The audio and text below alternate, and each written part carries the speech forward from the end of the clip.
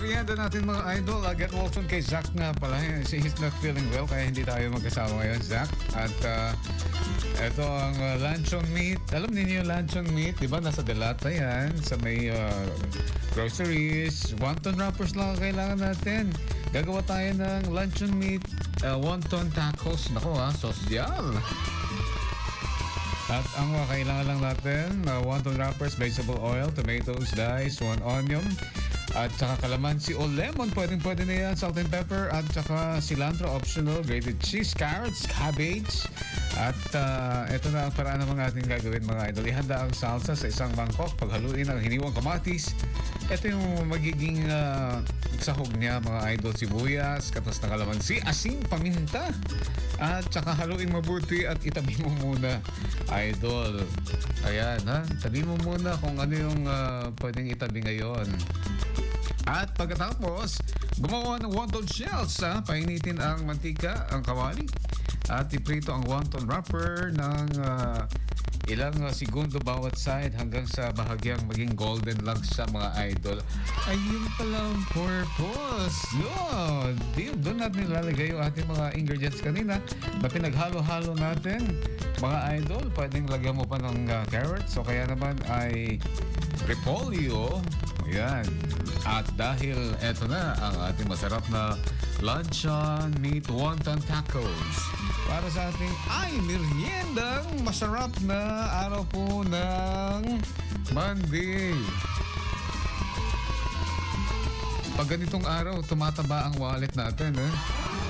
Pero baka wala pang alas 12 mamayang gabi, naubos na. Naubos na sa kakaswipe o naubos na sa kabibili dahil sa sobrang mahal ang ating mga bilihin ngayon. So talagang wais pa rin ang Pinoy mga idol dahil alam na this na matipirin ang Pinoy at alam na i-budget kung magkano ang ating natanggap sa nasahod. Right? So mga idol din natin ng tricycle drivers dyan, si Papa Bulldog na nag-donate nga pala last Saturday. Yan ha, Papa Bulldog. At saka yung mga ibang nagdo-donate pag may mga ganyang bloodletting activity dyan sa Barangay 16 sa Nicolas Locos Norte.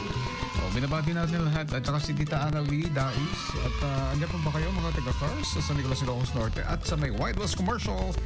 Yan, binabati natin mga idol sa inyo lahat na nakatutok palagi na gaganapin din ang ating Grand Draw. Malapit na ACS Grand Draw. Ano pang hinihintay ninyo? Gumawa na po kayo ng inyong mga entries, as many as entries as you can. At sa darating na day 19 ng Disyembre, ang ating last submission ng entries at saka sa umaga ng December 20 doon sa Barangay 22, Lawag City. Yan, magandang araw po sa lahat ng ating mga barangay officials na minabati natin at mga residente na rin ng Barangay 22. Kita-kits tayo mga idol. Marami tayong pamimigay. 100K. K na K talaga. At saka, syempre, marami pang mga surprises na gift tax at iba pa. Ayan kaya magkakasiyahan tayo sa araw na yan. Mark your calendar, mga idol. Especially yung mga may entries dyan. Agkararag kayo. December 20, mga idol. Siguro alas 10 ang raffle. Ayan, Sino kaya ang mabibiyayaan ng 100,000 pesos?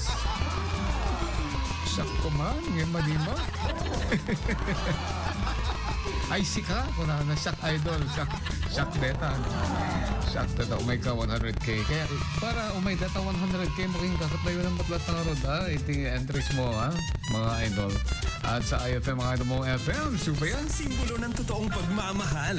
Isang selebrasyon ng buong sanlibutan. Pakinggan at sabayan ang himig ng Pasko. Dito sa inyong IFM. Idol!